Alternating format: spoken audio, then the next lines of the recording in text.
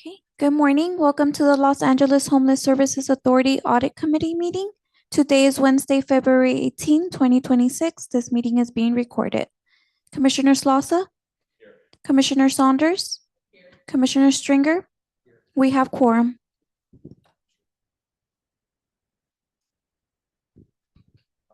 Just trying to make sure this is on.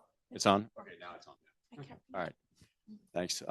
Welcome, everyone. And first, I'd like to note that to welcome Commissioner Stringer, who has joined our committee, and very happy to have you here today. Thank you so much for coming. And Commissioner Saunders, it's always great to see you also. I just want to acknowledge a couple of things. First of all, we were just talking about the weather, and it's miserable to be unhoused in Los Angeles any time of the year, but on a night like last night, it's particularly bad. And with the rain and the wind, and work to try to alleviate that kind of suffering is exactly what we're here to do today. So I just want to acknowledge that. I also want to thank Aaron for being here today, and happy Ramadan. It's the first day of Ramadan. And we're also in the middle of Black History Month, which is great. And it's Ash Wednesday also. So we've got a lot of convergence here today. So what's that? And Lunar New Year. Yeah, that was yesterday, right? Yeah, yesterday. So there's a lot. So I feel like it's very auspicious day for our committee meeting. So any case, let's start with item number one, which is acceptance of the minutes, including corrections. Does anyone have any corrections or changes or amendments to the minutes? If not, we're going to assume that they have been accepted. That's okay, Eileen. I'll just note I wasn't at the meeting for obvious reasons. Right. Okay. Make sure microphones work. Okay, we're going to move on to item number 2, which is review and approval of the updated audit committee charter. And I just want to point out the reason we're updating this is because we're making a change to the last section, which is authorized independent powers. And we're changing the language there because we want to make it clear that the audit committee is also partially governed by the internal audit charter that was approved by the full commission. So there are powers inside of that internal audit charter that have been granted to this committee by the approval from the full commission. So those, we're just noting that that is a case that this charter governs and gives us certain powers, but then the internal audit charter extends some of those powers, which includes the review and approval of the internal audit plan, for example. So can I get a motion to approve that updated or internal audit committee charter? I just have a question about it, just because I'm new to this. So does this give the audit committee authority to act on its own, or does it make recommendations to the full commission? How does that work? This gives, I mean, the details are in the audit committee charter. So there's specific things that are, and that audit committee charter was approved by the full commission. So Okay, just got it. start like kind of level setting there. I need to read that. So that's important to read. It's an important document related to how this committee operates. But what it gives us is it gives us the ability to perform the roles and the responsibilities and what's necessary to conduct the operation of the internal audit function at LAHSA. So basically implements what's in the charter. Implements what's in the charter, which okay. I also mentioned is in line with the IIA standards, which is one group of standards that govern how or make recommendations about how internal audit ought to be run. So we're kind of operating within the IIA framework that's then been specified in more detail in our internal audit charter that was approved by the full commission. Right. So it's a little bit kind of one thing is built upon the other. Yeah. But basically what it does is it gives us the ability to do what it govern the internal audit function at LAHSA. Got it. Functional standpoint. Okay, great. Thanks. And actually, I'm going to be saying more about that later in the agenda about what our internal audit is going to be doing here. So Great. Thank you. Because I want to make sure that everybody understands and we're completely clear on it. But thank you for that question. Sure. I move to approve. Second. Okay, Commissioner Slauson, yes. Commissioner Saunders, Aye. Commissioner Stringer. Aye. The motion passes unanimously. Great. I'm going to move on to item number 3, which is an update on current and prior audits. And I'd like to turn it over to Aram Shahanawaz, who's here with us today. Thanks, Aram, and look forward to hearing your update on where we stand with our current and prior audits. Thank you very much. Good morning, everyone. Today, I'll provide a brief update on several internal audit matters, including the current status of ongoing audit work, progress on prior action items, and steps taken toward engaging an internal audit consultant to support our function.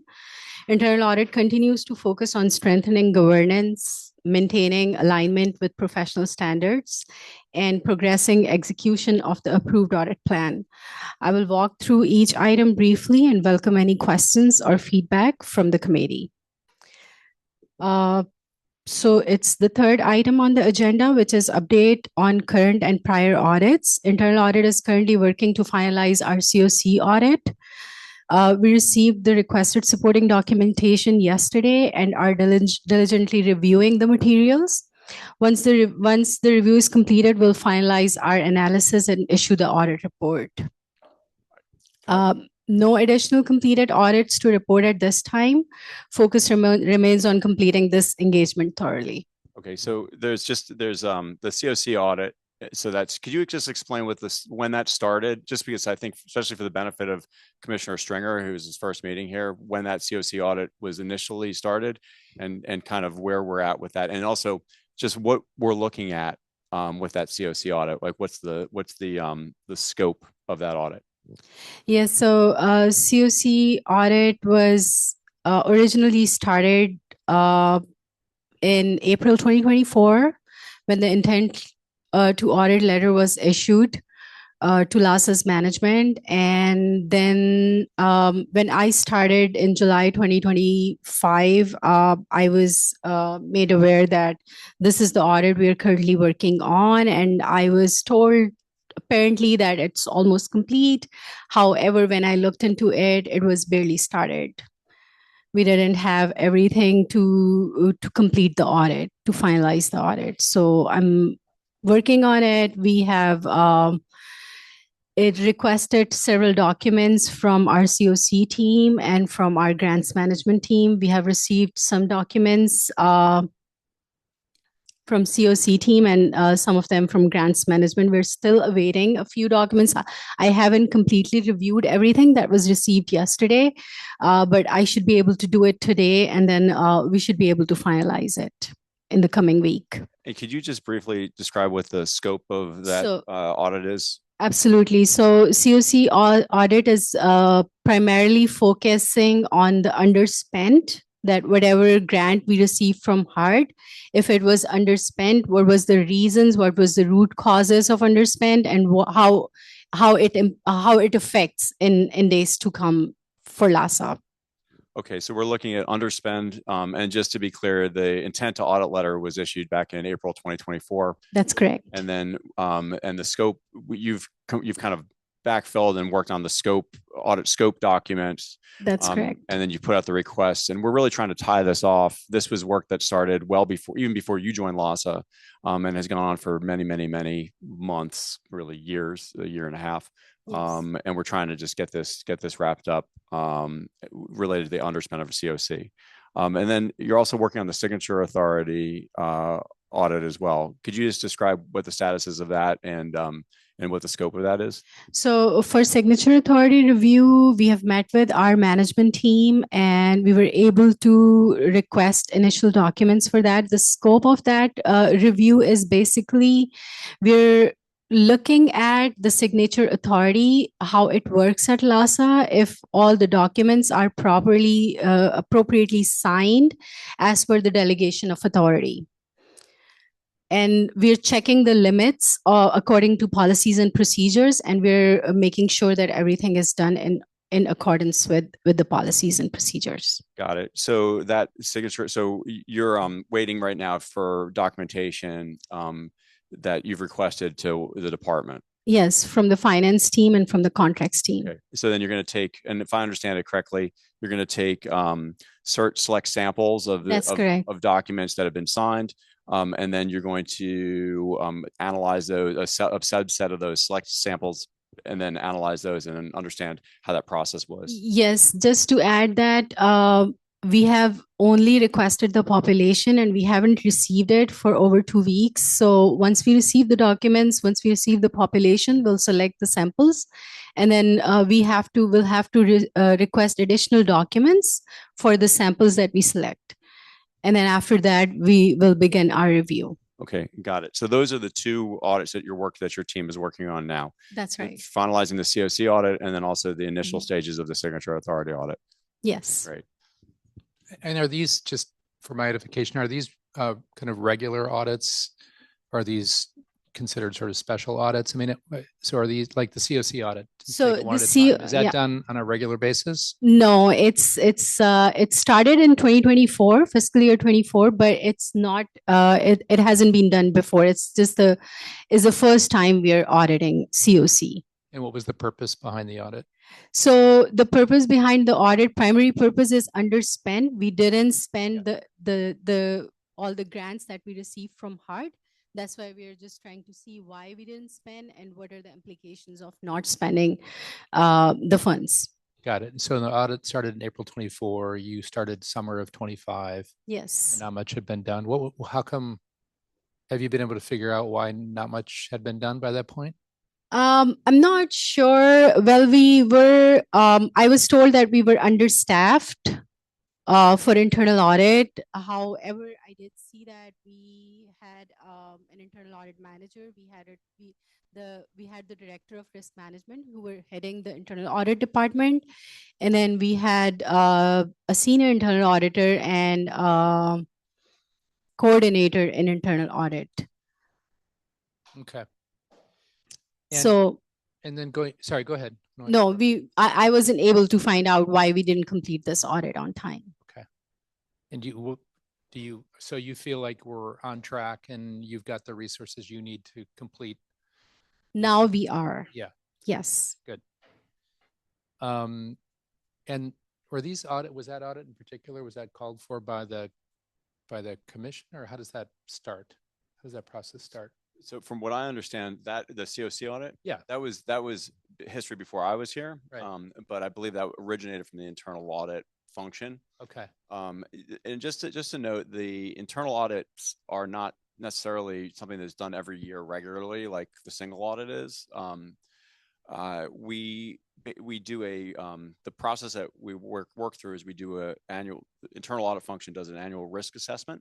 So we interview all the departments at LASA, which we did this year, and Aram finished that and can make that document available to its public document. Yes. You can see it, make sure you have it.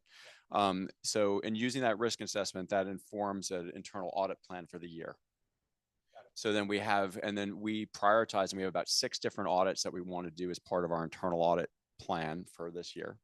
But then there's also like special audits that we may receive information or may receive a request because there's an area we want to look into. So we may end up, and then we discuss it here and we decide whether or not we want to focus on that area it's outside of our original plan. We want to add it to the kind of the audits that we do. So that's how we did the signature authority audit. We decided to do that one, which wasn't part of our internal audit plan for the year because we're still working on that. We were like, let's get started with at least something, while we get this finalized. So that's the framework that we use each year: that risk assessment, and then the internal audit plan, which spells out what we're going to do, and then we can pick special audits to do if we want, based on feedback that we might receive. Yes, and it could be from management, it could be from audit committee, the feedback, and it could be from general public. Yeah, that's very helpful. Thank you. Yeah, I think it's important to understand this, and I think that in part, and I'm gonna get to this as a point of our presentation where I want to try to explain this internal audit function, because I think some people are getting up to speed on it, and I think it's important that people see that it's a very transparent process actually, and really clear and very structured, which is the benefit of following these IAA standards, because it gives us a framework in which to operate. So any questions, Commissioner Saunders, on? Aram, thank you for that report. Thank you. And now speaking of resources, let's move on to the discussion of our RFP for internal audit consultant. And Aram, could you just start by explaining what this is, why we're looking at this? So we previously had two auditors, one principal auditor, three auditors actually, one principal auditor, one senior auditor, and then one audit coordinator. However, currently we have only one coordinator that was required by internal audit. And then additionally, we are working on getting a consultant for internal audit, and that consultant would not be a full-time employee. He or she, it's going to be a part-time employee and we will utilize the consultant as we need, based on the requirements of the internal audit functions. Right. So our plan is to send out an RFP to try to provide some support, Yes. extra support for your department, where we have help for kind of laying out the strategy or helping out with that portion of it, but also with kind of the actual work of completing the audits. So could you explain what the process is for the RFP? So for this, we've reached out to the relevant staff and department to understand the formal process for engaging an internal audit consultant, and we have received and reviewed the applicable policies and procedures governing consultant procurement. We have to go through the 3-bid process. And then the objective is to initiate appropriate RFP engagement process to obtain additional audit support aligned with organizational requirements. Okay, great. And we have, on our budget, we have, there's a line item in our budget for professional services. We do. Okay. That's correct. So we're going to be making use of that. And we're also hoping, we're still trying to get clarity, but we may use, we're trying to get clarity from finance, but we may use a portion of the resources that were allocated for the person who's no longer part of your team to support that external function as well. That's right. Okay, and so what's the process now? So when do you expect that by next time we're going to have some more detail on this? Absolutely, Next yes. meeting. Any questions on the consultant? And then now item number 5 is update on action items from the prior meeting. So can we go through a couple of those? Yeah. Yes, so we have COC audit from the prior meeting, and then we have signatory authority review that we have already explained. And then for the next audit, we're planning to initiate that in the upcoming week, which will be our invoice review, the subrecipients invoice review, providers invoice review. Okay. And it's from our internal audit plan. That's the first audit, and it's a high priority audit.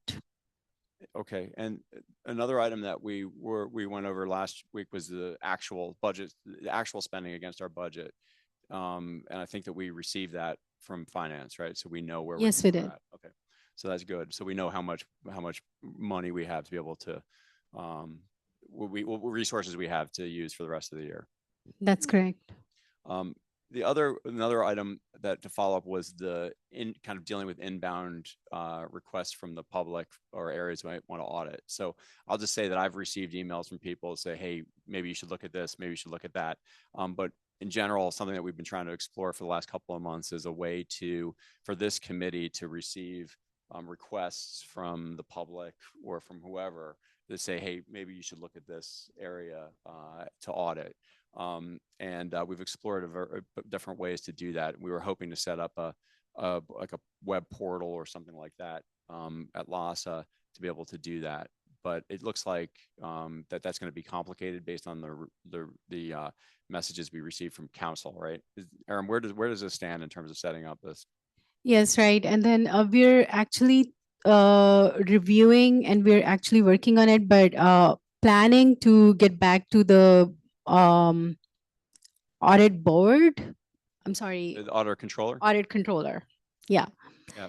So we already have a system set up for audit controller where we get the public feedback, and then we just have to reach out to them and let them know that for internal audit we would like to continue the process that we have. Yeah, because I think if I understand correctly, we have an MOU, Lost has an MOU with the auditor controller, county auditor controller, that is a portal that can be used by the public or by anybody to submit issues that they may have that they want to bring to the attention of LASA. So we're going to see, I think we're going to try to do is explore if we can use that same portal as a way to, as a channel to receive messages from the public or anybody who wants us to look at something. It seems like that should work within the framework of that MOU, and then also address some of the legal issues that our council brought up in terms of issues. But in the meantime, people can just send me an email. I'm easy to find if they have things that they want us to think about or look at. Any other questions on those items? Okay. Do we typically get participation on through the? Oh, I'll put Yeah. the sign up if we do. Oh, okay. I'll let you I'm just know. wondering how many, like typically do members of the public listen into these Usually meetings? we don't have any public speakers. Yeah. on it. Okay. Just as a way to I like the audit committee. bring people into these conversations and. Yeah. I mean, we're always open. Like Yeah, we're public. Yeah, people can No, I come know. in and call in, and I hope they do. That's the question. That's the Yeah. the question. Yeah. No, I know. It's just I don't think. I mean, I think last year, like before this kind of this calendar year of audit committee meetings, I think there was one last year. Mm. So it wasn't a very active committee. Got it. In the way that we're trying to keep a monthly cadence. Even if these meetings are short, we're trying to make them tight and productive. Uh-huh. And we're trying to reinvigorate our internal audit function Great. and our audit committee generally. So. And then also you've been talking about how we are engaging with the public and how the public is able to give us feedback, which is also something that's so important. Because when we look at our meetings, the times that they are like, the average person has to be at work right now. So how do we engage with the public? So I appreciate you bringing that forward, Commissioner Slaza, and really focusing in on that, because we typically don't get a lot of participation. But when we're trying to meet folks where they're at or have our website be more accessible for that exchange, if possible, those are things that we're exploring. Thanks. Yeah, thanks. I absolutely agree with that. I think we should be always open, and we should have a easy for people to reach us no matter what. So, so thank you very much for that item. And in that same spirit, I want to take some time on number 6 is a discussion of communication. The discussion of communication of the internal audit function. To LASA staff. And I think that this is something that is important to be able to communicate out to LASA, like what the internal audit function does. So I want to use this time to introduce the internal audit function to LASA staff. I think that all of us can appreciate that LASA has been under intense scrutiny. And to our staff, I want to say your work is noble, you are dedicated, and you're doing the hardest job in Los Angeles. But like any organization, LASA can be improved. The mission of internal audit is to light a path to improvement, to identify opportunities for reform to make LASA more successful. Internal audit has a unique reporting structure. Unlike all of our other departments, its leader does not report to the CEO. Aram Shahanawaz, who leads internal audit, reports functionally to this committee, not to our CEO. This unique reporting structure allows internal audit to work without conflict or interference. So internal audit lives in-house, but operates as an independent team. It can be confusing, but it's important to note that internal audit has nothing to do with the annual single audit or county or HUD audits. These audits are not internal audits. They are conducted by external teams. External audits are the kind of audits that sometimes get LASA into the news. Internal audit, if we do it right, keeps LASA out of the news. Internal audit is an in-house team that evaluates how well LASA's risk management, internal controls, governance, and operations are working. Think of it as a built-in accountability and improvement mechanism, not just compliance police, but strategic advisors to leadership. Internal audit identifies areas where there's room for improvement, dives in to understand how current processes work, and makes recommendations about how to do things better. We operate in a way that is very transparent, according to guidelines set by the Institute of Internal Auditors, with details that are laid out in our internal audit charter, which is a public document that you can read and has been approved by both this committee and the full commission. This year, we aim to complete at least 6 audits. This means that some of you at LASA staffers may receive requests from ERM. I know you're busy, but I want to stress how important it is for you to respond promptly and thoroughly if you get a request from ERM. She will update this committee, so we will have the opportunity to highlight your helpfulness and responsiveness. So please, if ERM calls or emails you with a request, get back to her right away. Finally, I want to lift up that internal audit is not a gotcha function. It is an internal improvement function. After we complete an audit, we take our recommendations to the department heads who have the opportunity to act. Personally, I'm very happy that the internal audit is getting the attention and the structure that it deserves at LASA. We got off to a slower start than I would have liked. I wish funding for leadership was not shifted to risk management, but we have a strong charter, a dedicated team, and a clear mission. Internal audit is the medicine that LASA needs to help step towards the operational excellence we all deserve, especially the vulnerable people who we're all committed to serve. So that's my message to LASA staff and the general public about what this committee does, so that way we can, and what internal audit does. And Aram, I want to support you in your efforts to receive information and documents from people where you request them from, because the idea that we started an audit in April 2024 for COC and you're just receiving documents now is unacceptable. It takes too long. These audits should take between 4 and 6 weeks to complete. And we need to be able to do them at a cadence that's faster. And I think a lot of the issues that LASA is having are related directly to the fact that if the internal audit function was stronger, we would have less issues. And so I really want to commend you for, first of all, stepping up beyond the 4 corners of your job description, which does not include you sitting up here and giving a report to this committee. So I want to thank you for being here and doing that. And I also want to thank my fellow commissioners for really being here and showing up, because I think this is the kind of thing that can really help take LASA to step towards that operational excellence that we really deserve. So that's my little talk. So Thank you very much. Thank you for that. That was actually really insightful to hear. What are the 6 audits that are planned for the year? Sorry that I don't know that. I'm so sorry. I don't have everything on top of my head, but we have our internal audit plan, and I will provide you the access to the box documents where we store all the documents for, bless you, where we store the documents for audit committee.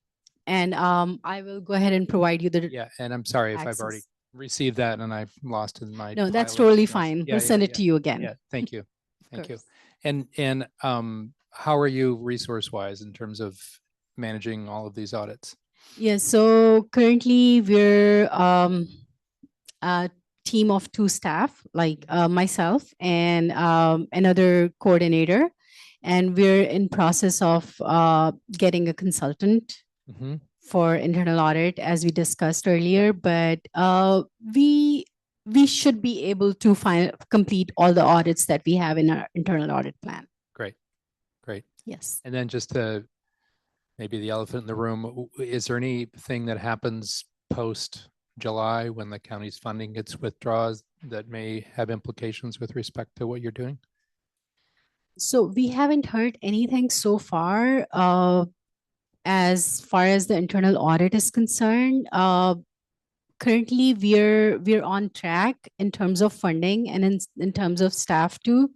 However, post July, it depends if we still have all the funding that we currently have. Mhm. We'll keep all the both of the auditors in house. If we don't, we'll work accordingly once we have the final budget for the fiscal year 26-27. Obviously, that's an important thing for us to keep an eye on. Yeah, for Yes. planning. That's right. Great. Thank you. You're welcome. Thank you. anything else? No, I like your letter. Oh, thanks. I think that part of it is just understanding what internal audit is critical, and making sure that our organization understands it. Is that, you know, we are the internal team that helps try to look at processes and figure out what can be improved, and brings those those ideas inside and then acts on them. And you know, hopefully we'll be funded after this, you know, in our next budget round. But I do think I would just want to say again, thank you, Aaron, for the work you're doing, stepping up to fill this role. So with that, I guess I'll move on to item number 7. With review of action items and that we came up with during this meeting and who's responsible for them. So I think that based on what I have is we're going to just have an update on the COC audit, the signature authority audit, and the RFP process from next meeting. Anything I missed? Eileen, sounds good. All right. Any other comments or thoughts or public participation? No public participation. All right. Well, thank you all for a really fast and tight meeting, and stay dry, and we'll see you next month. Thank you.